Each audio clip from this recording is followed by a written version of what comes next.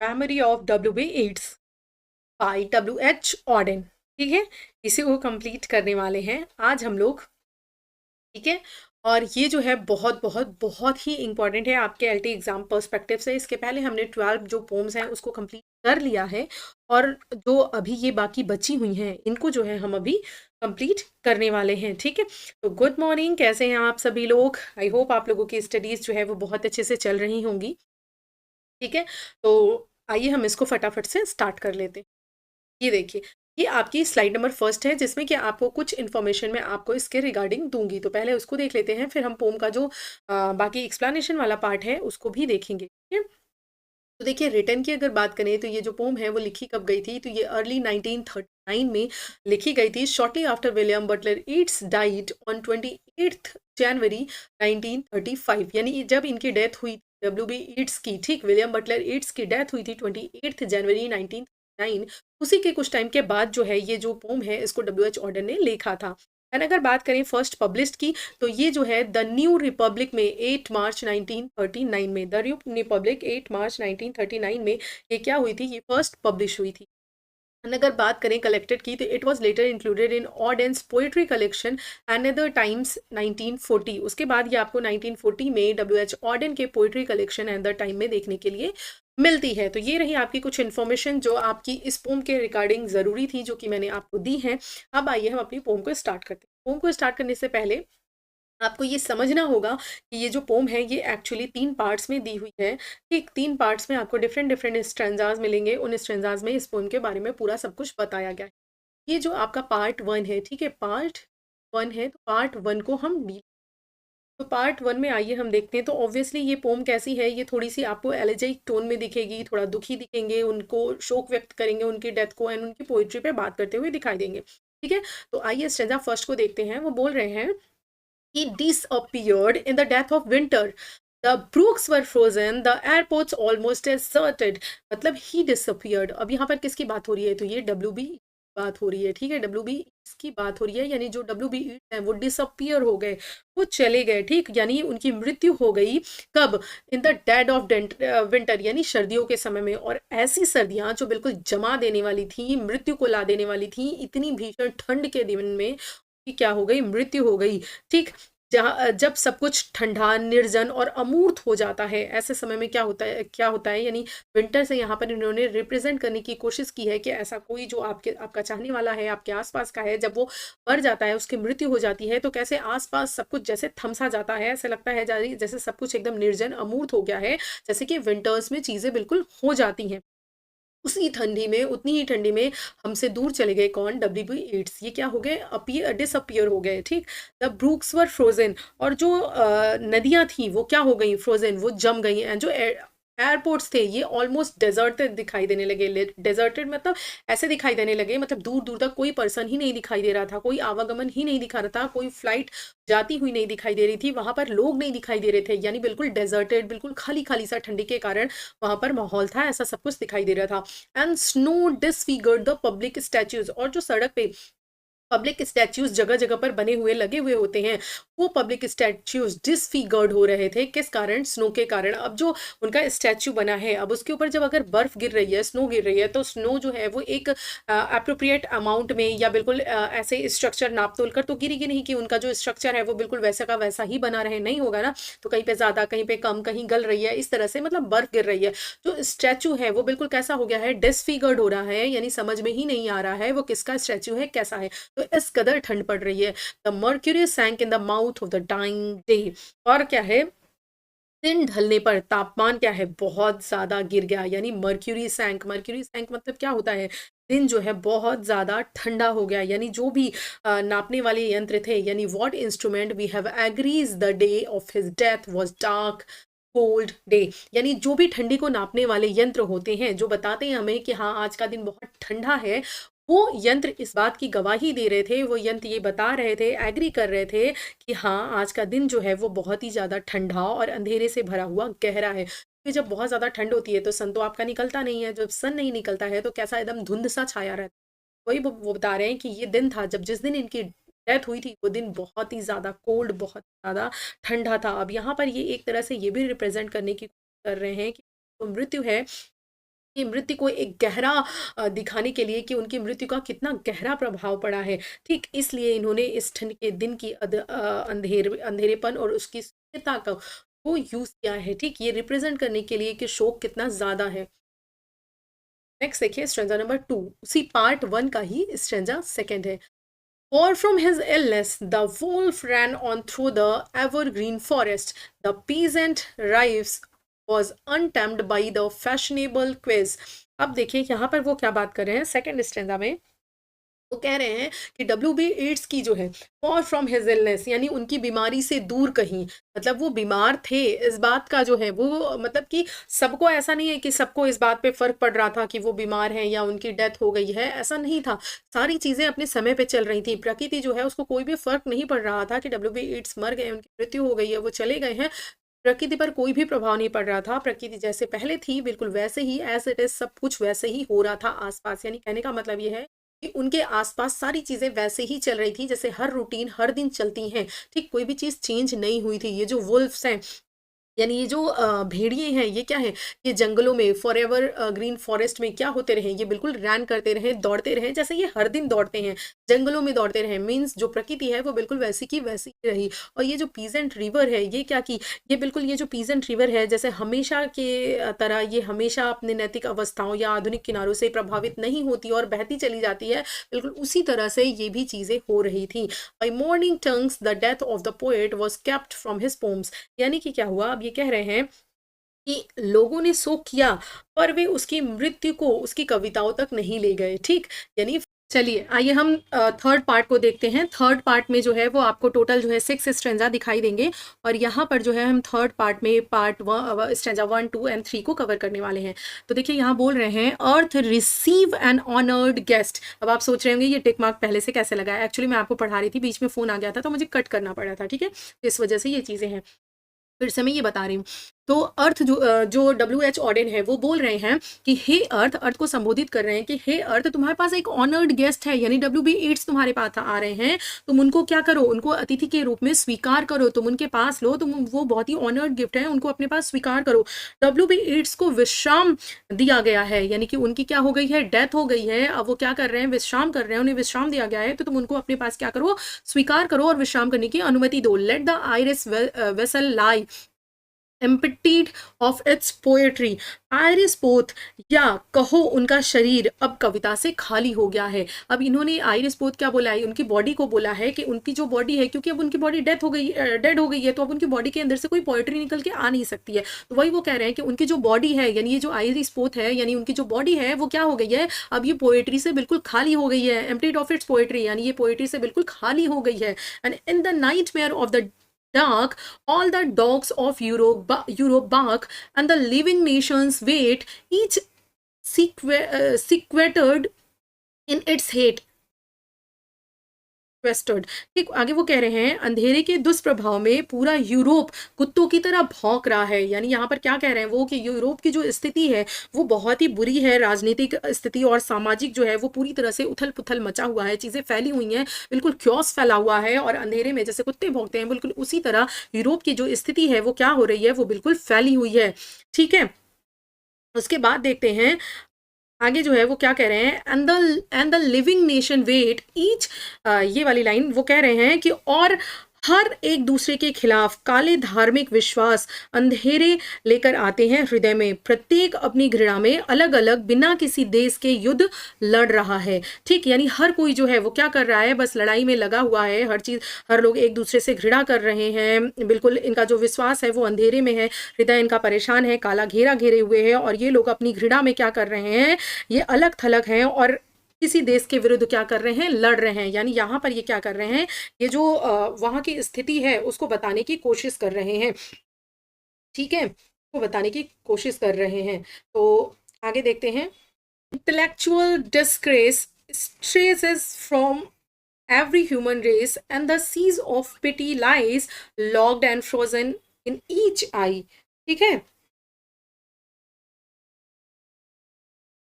आगे आइए आगे देखते हैं। तो इस स्ट्रेंजा को अच्छे से क्लियर करते हैं। इसमें क्या है, बौद्धिक कलंक यानी इंटेलेक्चुअल जो डिसग्रेस है, बौद्धिक कलंक जो है, starts from every human face, यानी ये क्या है, ये केवल शिक्षा प्राप्त लोग ही स्वतंत्र हैं एंड वे चिल्लाते हैं, हर आंख में जमी ठहराव है, वह भयानक भविष्य बैठा है, प्रतीक्षा कर रहा है।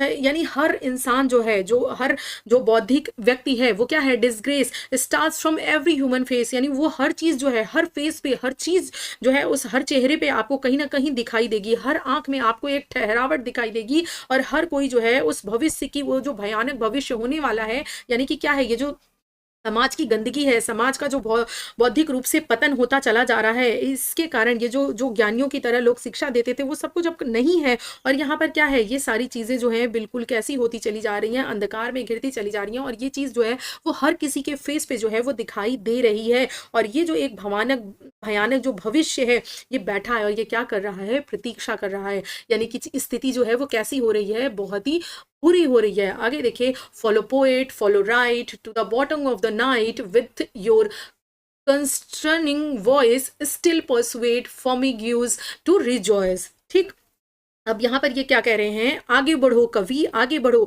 रात की गहराइयों तक अपनी खुली स्वतंत्र आवाज के साथ हमें अभी भी उत्सव करने के लिए प्रेरित करो। यानी पर यहाँ पर ये पोइट्स को कह रहे हैं कि तुम क्या करो, तुम रुको मत, तुम आगे बढ़ो, क्योंकि तुम ही जो होते हो, तुम्हारी ही जो आवाज होती है, तुम्हारी जो स्वच्छंद खुली आवाज होती है, वो हमें क्या करती है, उत्सव करने के लिए प्रेरित करती है। यानी चीजें मनाने के लिए, ठीक रहने के लिए क्या करती है, हमें रास्ता दिखाती है। तो यानी तुम क्या करो, तुम आगे बढ़ो, तुम रुको मत, और तुम जो है ये रात की जो अंधकार है, ये जो रात की गहराई है, इस गहराई से अपनी खुली आवाज के साथ तुम हमें क्या करो, तुम हमें रिजॉइस करो, यानी कि हमें क्या है, उत्सव मनाने के लिए फिर से प्रेरित करो। with the of a verse make a vineyard of the curse, sing of human unsuccess in a rapture of disgrace। अब यहाँ पर वो क्या कह रहे हैं, अगला जो है वो कह रहे हैं कि एक कविता, एक श्लोक, ये जो वर्स है ना, ये एक श्लोक, ये एक वर्स जो है, वो एक श्लोक की खेती करके शाप को एक बगीचे में बदल दो। यानी तुम्हारी जो एक श्लोक होते हैं, एक वर्ड्स होती है, एक कविता होती है, उसमें इतनी ताकत होती है, इतनी पावर होती है कि वो कर्ज को भी क्या करता है, वो एक बगीचे में बदल सकता है। ठीक, विनयार्ड मतलब एक बगीचे में, एक हरे फुले चीजों में बदल सकता है। तुम्हारी पोइट्री के अंदर इतनी ताकत होती है, तो तुम आगे बढ़ो और क्या करो, अपने वर्ड्स से तुम क्या करो, अपनी कविताओं से ये जो कर्ज है, ये जो अभिश्राप है, ये जो सोसाइटी में क्योस फैला हुआ है, इन चीजों को तुम एक बगीचे की तरह एक हरी भरी चीजों में क्या करो, बदल दो। Sign of human unsuccess in a rapture of disgrace, मानव असफलताओं की गाथा गाओ और दुख की उत्तेजना में आनंदित होकर। यानी ये जो दुख की उत्तेजना है, ये जो पीड़ा है जो समाज में दिखाई दे रही है, इन चीजों में आनंदित होकर तुम क्या है, ये जो ह्यूमन अनसक्सेस है, इस ह्यूमन अनसक्सेस की गाथाओं को तुम क्या करो, सिंग करो, गाओ, यानी इसके बारे में लिखो, इसके बारे में बताओ, और उन चीजों को पढ़कर हम क्या करें, आगे बढ़ सकें। In the desert of the heart let the healing fountain starts, in the prison of his days teach the free man how to praise। ठीक, अब इसमें ये कह रहे हैं, हृदय के मरुस्थलों में हीलिंग स्रोत को आरंभ कर दो। यानी ये जो हृदय का मरुस्थल है, ये डेजर्ट ऑफ जो हार्ट है हमारा, ये जो हृदय है, ये बिल्कुल रेगिस्तान की तरह हो चुका है। इन स्थितियों ने हमारे ऊपर इतना गहरा प्रभाव डाला है कि हमारा मन बिल्कुल रेगिस्तान की तरह हो चुका है, इसमें ना ही कोई भावनाएं हैं, कुछ भी चीज़ नहीं है। तो आप क्या करो, ये जो हमारा हृदय का रेगिस्तान है, इसमें फाउंटेन की तरह क्या करो, अपनी पोइट्री से हीलिंग पावर ले आओ, इन्हें हील करना स्टार्ट करो, इन्हें जो है फाउंटेन की तरह, एक हीलर की तरह क्या करो, तुम हील करना अपनी पोइट्री के माध्यम से क्या करो, स्टार्ट करो। इन the prison of his days teach me free man how to praise। और उनके जीवन की जेल में आजाद मनुष्य को सिखाओ कि कैसे स्तुति करें, क्योंकि हर इंसान जो है वो जकड़न में बैठा हुआ है, एक तरह से लगता है कि वो जेल में है, अपने आप को ही बंदिश किए हुए है, बंद है। तो उनको उनकी बंदिशों के अंदर तुम सिखाओ, क्या सिखाओ, उन्हें बताओ कि किस तरह से वो क्या करें, स्तुति करें। Teach the free man how to praise, उन्हें बताओ कि कैसे वो प्रेज करें, कैसे वो स्तुति करें। तो इन चीज़ों को आओ और इन चीज़ों को तुम क्या करो, सिखाओ, हमें ज्ञान दो। तो पोइट्री में इतनी पावर होती है कि सारे क्योस को, सारी चीज़ों को सही कर सकता है। तो आओ और तुम हमें क्या करो, लाइट दो, प्रकाश दो, ताकि हम चीज़ों को समझ पाएं। ठीक, तो ये था आपकी पोइट्री के बारे में, जो कि हमने पूरा देखा। पार्ट 1 देखा हमने, पार्ट वन में आपके 6 स्टैंजा थे, फिर हमने पार्ट 2 देखा, उसमें आपका एक ही स्टैंजा था, एंड पार्ट 3 हमने देखा। ठीक है, पार्ट 3 देखा, पार्ट 3 में स्टैंजा थे। तो टोटल मैंने आपको जो है वो बहुत अच्छे से चीज़ें जो है वो समझा दी हैं। ठीक है, तो आप चीज़ों को अच्छे से समझ गए होंगे, आई होप। मैं ऐसी उम्मीद करके चल रही हूँ कि चीज़ें आपको अच्छे से क्लियर हो गई होंगी। स्टिल अगर आपको कोई कन्फ्यूज़न है तो नीचे कमेंट करके पूछ लीजिएगा, मैं डेफिनेटली जो है वो आपको जो है वो समझा दूंगी। वैसे मुझे लगता है चीज़ें आपको बहुत समझ में आ गई होंगी, कि मैंने चीज़ें आपको बहुत अच्छे से बता दी। अब यहाँ पर आपको हम थोड़ा सा इस पोम के बारे में फिगर ऑफ स्पीच बता देते हैं। यहाँ पर जो first figure of speech use हो रही है वो हो रही है इमेजरी। और इमेजरी में उन्होंने क्या यूज़ किया है, द ब्रूक्स वर फ्रोजन, यानी कि ये जो सारी चीज़ें हैं कि किस तरह से जो है वो सारी चीज़ें वीरान हो गई हैं, ठंड पड़ गई हैं, एयरपोर्ट बिल्कुल डेजर्टेड हो चुके हैं। प्रकृति की तस्वीर आपके सामने एक पेश करने की कोशिश की है, एक इमेजरी आपके सामने क्रिएट की है कि आप समझ जाओ कि उनके मन में उनके जाने का कितना ज़्यादा शोक है, कितना ज़्यादा दुख है, वो कितना ज़्यादा दुखी हैं। ठीक है, तो यहाँ पर आपको इमेजरी है। नेक्स्ट आपका जो है वो पर्सोनिफिकेशन दिखाई देता है। इसमें for poetries make nothing happens, it survives in the valley of its making, यानी कविता को एक जीवित प्राणी की तरह यहाँ पर दिखाया गया है, क्योंकि जो सर्वाइव करता है, जो सर्वाइवल होता है वो लिविंग का होता है। ठीक है, जो पोएट्री है वो लिविंग नहीं है, तो यहाँ पर उसको लिविंग जैसी क्वालिटीज दी गई हैं, यानी यहाँ पर उसको क्या किया गया है, पोएट्री को पर्सोनिफाई किया गया है। तो यहाँ पर आपको पर्सोनिफिकेशन फिगर ऑफ स्पीच का यूज, देखिए रेपिटेशन आपको दिखता है। तो ये जो आपने फर्स्ट स्टैंजा में लाइंस पढ़ी थी कि the day of his death was dark cold day, यानी कि बहुत ज़्यादा ठंडा दिन था, यानी यहाँ पर इन्होंने दो दो बार इस पंक्ति का यूज़ करके, इसका रेपिटेशन करके उनकी मृत्यु की गंभीरता को और ठंडेपन को, कि उनके मन में कितना ज़्यादा असर पड़ा है, इस चीज़ को दिखाने के लिए इन्होंने इसका रेपिटेशन किया है। तो रेपिटेशन फिगर ऑफ स्पीच यहाँ पे यूज। नेक्स्ट देखिए मेटाफर है, तो मैड आयरलैंड। अब क्या जो आयरलैंड है क्या वो पागल हो सकता है? तो mad Ireland hurt you into poetry. अब यहाँ पर जो है मैडनेस को एक मेटाफर के रूप में प्रयोग किया गया है। यह बताया गया है कि उस पीड़ा को ईट्स ने कवि बनाया, यानी कि आयरलैंड में जो चीज़ उन्होंने झेली हैं, उस पीड़ा ने ही इनको क्या किया है, किया है, कवि बनाया है। ठीक, एक पोइट के रूप में बनाया है, ताकि वो इतनी अच्छी पोइट्री लिख पाए। विद द फॉर्मिंग, मतलब आज आज पढ़ाते समय ही सब कुछ होना है। कभी कभी मैं लाइट को भी जाना है, इसी से खून भी आना है सबका, अब भी डिस्चार्ज होना है। चलिए इसका कुछ जुगाड़ करते हैं फटाक से। आइए,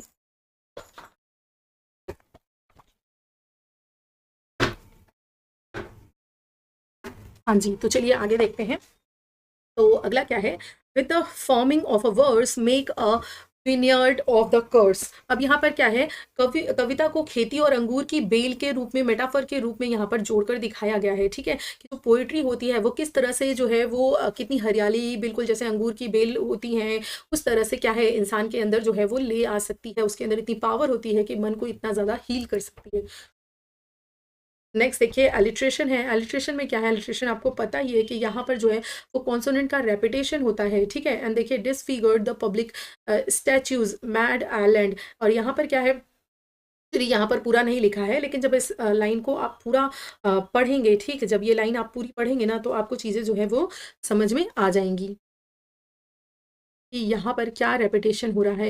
यहाँ पर आपको एस का रेपिटेशन दिखेगा, और दूसरे वाले में क्या है, आपको जो है वो एम का रेपिटेशन जो है वो दिखाई देगा। ठीक है,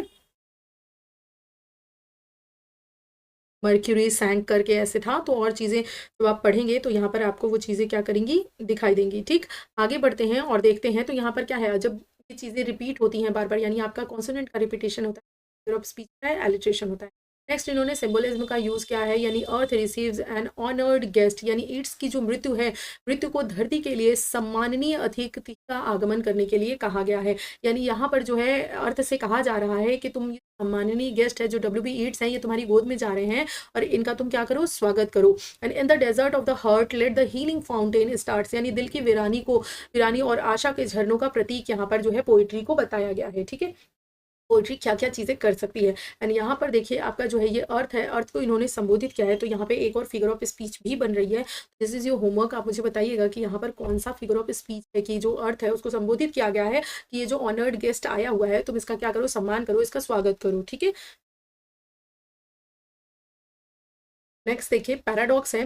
तो पैराडॉक्स में क्या है, for poetry makes nothing happens it survives. यहाँ पर क्या है, कविता व्यवहारिक रूप से कुछ नहीं करती, परंतु अमर और प्रभावशाली रहती है। ये क्या है, एक तरफ तो ये दिखा रहा है कि पोएट्री कुछ भी नहीं करती, यानी कि सोसाइटी में कोई भी चेंज नहीं ले आ पाती है। दूसरी तरफ ये दिखा रहा है कि वो क्या करती है, वो व्यवहारिक रूप से तो कुछ नहीं करती, लेकिन वो जो है वो अमर रहती है, और चीज़ें क्या होती हैं, चेंज होती हैं, लोगों की थिंकिंग चेंज होती है। तो ये सारी चीज़ें क्या है, यहाँ पर आपको विरोधाभास दिख रहा है, यानी कि यहाँ पर क्या है, पैराडॉक्स है।